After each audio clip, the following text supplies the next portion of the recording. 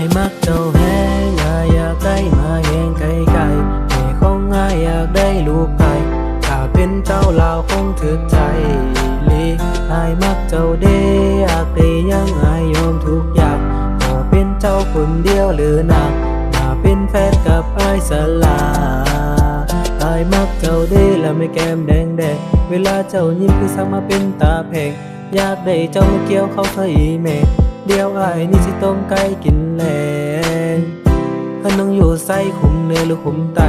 ยังได้เห็นหน้าคิดเอาแต่แก้มแดงอยากจะหอมแก้มเธอสักครั้งคงมีแหงอายคงมีแหงอายมักเจ้าแหงอายอยากได้มาแหงไก่ไก่แม่ของอายอยากได้ลูกไก่ถ้าเป็นเจ้าลาวคงถึกใจลีอายมักเจ้าเด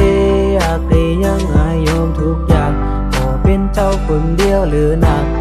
เป็นแฟนกับอายสลา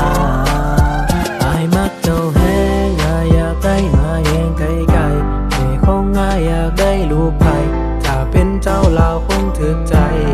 ลีอายมักเจ้าเดอยากได้ยังอายยอมทุกอย่างขอเป็นเจ้าคนเดียวหรือนักมาเป็นแฟนกับอายสลาลาคำซอยแล้วพี่น้องละฝั่งซอยแล้วตอนนี้มาผู้สาวสำน้อยแล้วเป็นผู้หญิงนั้นที่เป็นตาแพงใจคอยตอนนี้นั้นอยากไล่ลาวแหงไอ้เบาบันซอกบ่เคยคิดสิหลอกไผมีแต่เจ้าคนเดียวสิบ่ปั่นให้ไปเงินในกระเป๋าของอ้ายก็บ่หลายแต่มูลมั่งอ้ายก็ฟอร์มที่จะขายถ้าไรเจ้ามาเป็นเมียว่าคงดีต่อใจขนาดเจ้าหญิงยังคู่กับเจ้าชายเข้าในหน้าของอ้ายก็บักหลายถ้าไรเจ้ามาสวยเจอว่าคงดีแท้ใดมาคบกับอ้ายสั่นน้องถ้าเจ้าตกลงไอ้พร้อมสิจัดงานดองแต่งงานกันเลยข้างว่าสลองเจ้าต้องอยู่กับไอ้ตาย่านิรันดรไอ้มักเจ้าแหงไอ้อยากได้มาแยงไก่ไก่แม่ของไอ้อยากได้ดูไผ่ถ้าเป็นเจ้าเราคงถือใจ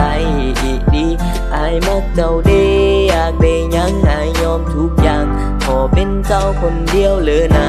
มาเป็นแฟนกับไอ้สลาไอ้มักเจ้าแหงไอ้อยากได้มาแยงไก่ไก่ของอายอยากได้ลูกไผ่ถ้าเป็นเจ้าเราคงถือใจลีอายมักเจ้าเดอยากได้ยังอายยอมทุกอย่างขอเป็นเจ้าคนเดียวหรือนะมาเป็นแฟนกับอายสลา